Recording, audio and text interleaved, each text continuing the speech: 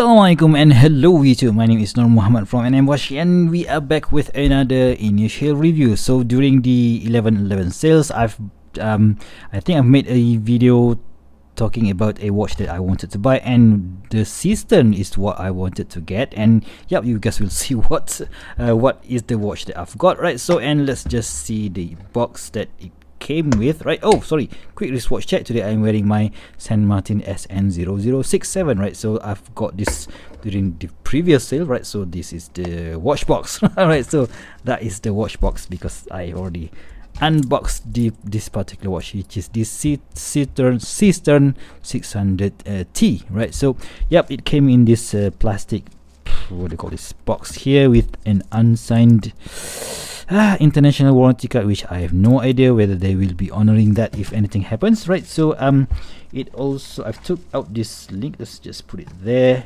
and let's just see what is inside here. And we've got ourselves this instruction manual that we don't really bother to read. And the most important thing is that we have this super duper tiny screwdriver, right? So because these links, I tell you what, it's really small, right? So let's just put that back in and just put it, you know what, let's just leave it there. Right, so let's check out the watch, right? So if you guys have been following my channel, or I've been talking about getting this watch, right, for a few while now, and I wanted to get this blue dial because I wanted to compare it with this San Martin SN0067, right? So if you guys are interested on to know which watch that I prefer between these two, so yeah, please do chime in the comment section below, right? So this one, I think Seestern has released this a few months. I think they released this somewhere around early this year, but immediately this is the V2 or the second version, because they have revised the hour hands, which the first version, the V1, the hour hands are a bit too short, but this one, yeah, they have somewhat extend the hour hands, but still I do still think that it's a little bit too short, right? So anyways, let's just do a quick dimension check for this particular piece. So on the listing it says that it is 40 millimeters in diameter. Let's see how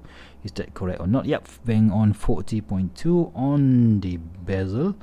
Alright, so maybe on the case it is 40. Let's just confirm that again. Oopsie. Yeah, or you know what, let's just call it 40 millimeters. And the thickness of 13.3, so quite a chunky case there, and a lug to lug of about 48.1. but because this one is using a male end links, right? So similar to the watch that it is homaging, so the effective lug to lug is about 52.8, right? So, and of course the lug width is 20 millimeters, right? Let's just confirm that. So 20 millimeters lug width, and the bracelet tapers down to 17.9, right? So we have a screw down crown here, which is, let's just do that is about 6.5 millimeters in diameter, and size up for my 6.75 inch wrist. I've took 3 links out of the bracelet. So let's just see how much does it weigh. I think it weighs at about 150 grams. Let's just put it on this scale. Right, so wow, 168 grams. So that is very heavy. If you put the links back on, that is about 176 gram, right? So since I've took these 3 links out of the bracelet, that means I don't know guys, maybe people with up to 7.5 inch wrist can still use this particular watch. But yeah, still, if you guys have a 8-inch wrist, so you might want to ask the seller if they can give you an extra link, right? So let's just confirm the sapphire crystal on this particular watch. So let's see that. Okay, that is nice. That's definitely a sapphire crystal. And yep, this is I know guys, I think it is a good watch, but I'm kind of disappointed with a few things, right? So let's just go through it one by one. Alright, so yeah, let's talk a bit more about the links just now. Let's just see how it looks. So these links are, you know, quite small, right? So it's using a screw pins, and you really need to have this applied screwdriver, because this screw is very tiny. I think at about 1 millimeters. You know what, let's just measure it. Okay, let's see how big or small this screwdriver is. Yep, that is about 1.2 millimeters in width, so that is quite thin, guys. Let's just measure that again. Yeah, at the tip. Yep, 1.2. Okay, so it's very tiny, right? So yeah, I kind of used to what Saint Martin is offering. So those screw links on Saint Martin is about 1.6, so that is much more easier to handle. But yeah, still, you guys can still do it, but you have to be really careful, right? So yeah.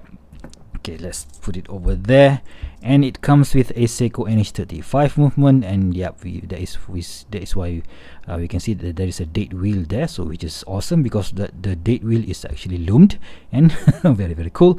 Let's let's talk about the price. So normally Seestern is listing this for around 180 US dollars, but you add $10 more, you're gonna get this ceramic bezel insert, which I really think that you should get. So because you know the version without ceramic bezel insert doesn't look that good in my opinion. But yeah, still, for $10 more, you know what, just get the ceramic bezel insert. It looks very cool, right? So the case design is, you know, it is of course an homage to the Doxa 600T. So of course it is going to be following or copying the exact same design language here, where we have a very straight case design here, case shape here at the middle case, mid case 48 millimeters from here to here, right? So, and I'm not really sure whether the Doxa has this polished chamfered here, but yeah, the Seestern does have it. And from the top we see that we have a brush finishing on the top, and again similar brushing on the side of the case, with that crown which is signed with this Seestern, which is in German, and it means sea star. Right? So yeah, and the design of the bezel is, I think they call this sawtooth bezel, right? Sawtooth bezel, so quite easy to grip. Let's just check out the movement and the sound of the crown of this bezel.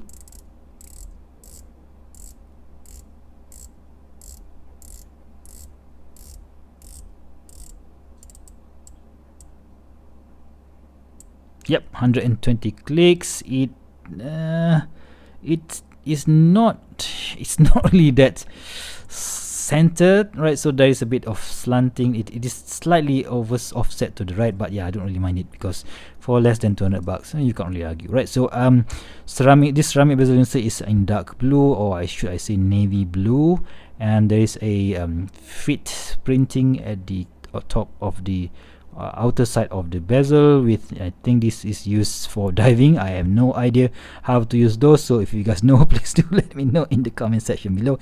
And at the inner section of the bezel, we have these minute markers here, right? So the printing is very sharp. Of course, I'm not going to be doing any macro shots during this initial review, but yeah, still, if I can get it done before the Black Friday sales, which starts from 24th and 29th of November, I will try to do that. But yeah, I don't think so, because I have few other videos to do before the Black Friday sales start, right? So the dial, right? So you can see that the dial is actually a matte blue dial. So I kind of thought that Seestern would do a enamel printed blue dial, because it would definitely match the this shiny ceramic bezel insert better compared to this matte blue dial. But yeah, still, that is their design choice. And we have those printed minute markers at the outer side of the dial, and those printed hour markers are also, you know, printed exactly the same as the Doxa, right? So you see that the loom printing on the loom tip is much more white compared to the hour markers. You see that those are a bit yellow.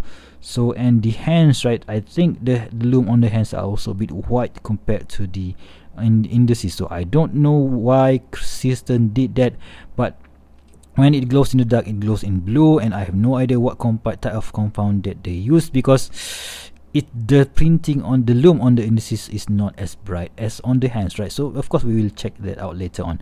Right, so the Seestern logo is printed at the 10 o'clock, and the automatic 200 meters 660 feet is printed at this 4 o'clock. So that is a one of the asymmetrical design language that they copied from the Doxa. Right, so the mini hands is printed in orange, and we have the loom.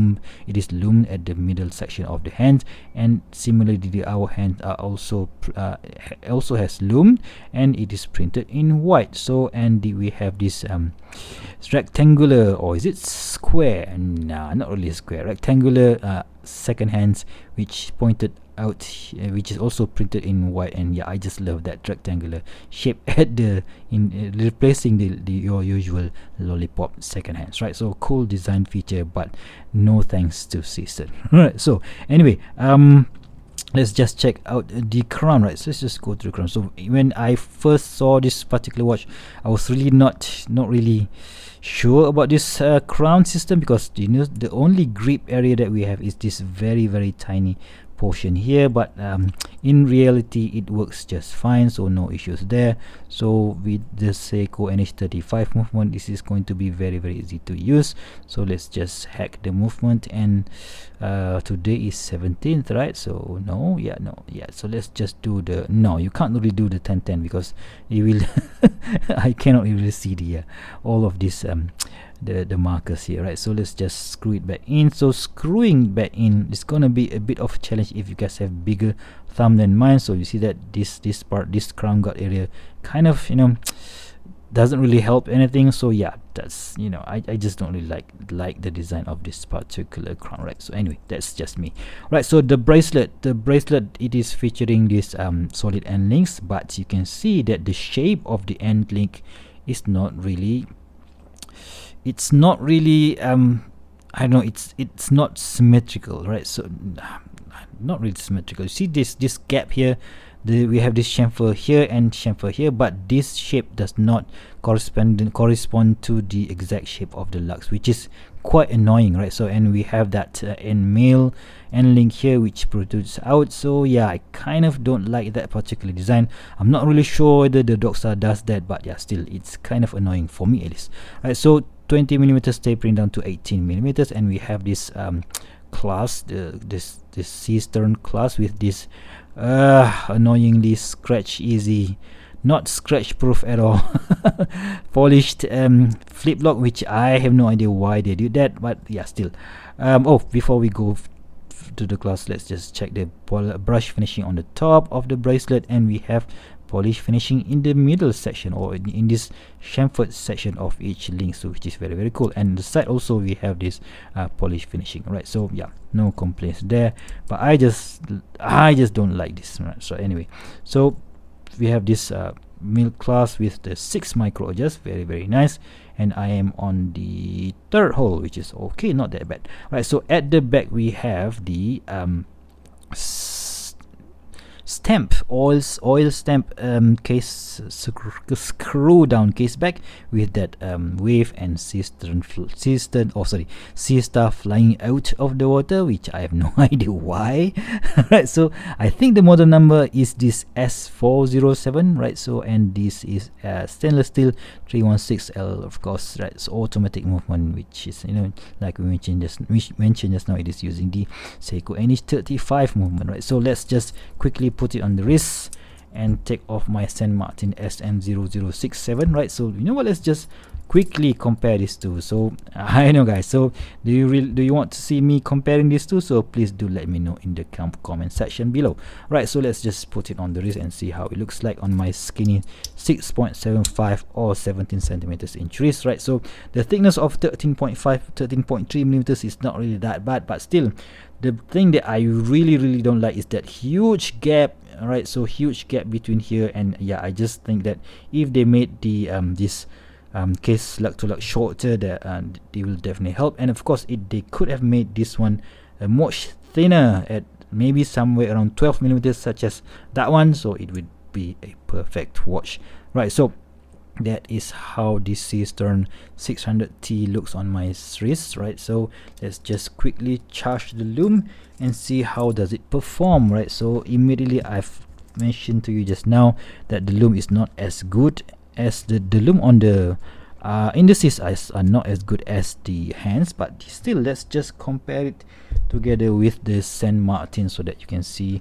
why the Saint Martin is cost a bit more compared to the Seestern, right? So let's just give it a quick charge here. Are you guys ready? 3 2 1, and boom, you can see immediately the burst of the BGW9 on the Saint Martin, right? So the loom application is, you know, very very nice. So all of these I think they have applied at, you know, almost similar layer. I think 5 to 6 layer application of BGW and Super Luminova, and this one, right? So now it is still okay. The camera doesn't really pick it up.